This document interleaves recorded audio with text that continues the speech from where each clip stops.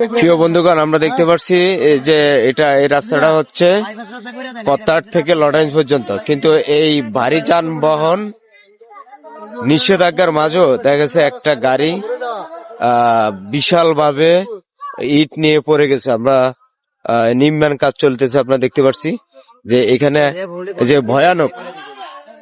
ভয়ানক ভাবে দুর্ঘটনাটা হতো, আল্লাহ হয়তো বাঁচাচ্ছে, কিন্তু গাড়িটা তো এভাবে পরে, কিন্তু এদিকের ওদিকে যাচ্ছি ছোট ছোট গাড়িগুলো তো বন্ধ হয়ে যাচ্ছে। ভাই আপনার জানেন না ভারী যানবাহন ওখানে লেখা আছে না?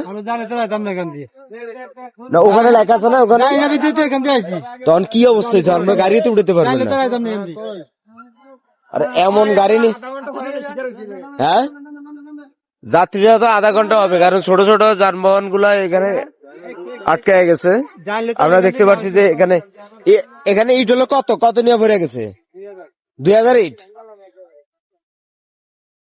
এখানে কন্ট্রাক্টরেরও কিছু একটা সমস্যা আছে, কারণ এই ভারী যানবাহন ওখানে বড় করে লেখা দেওয়া উচিত ছিল।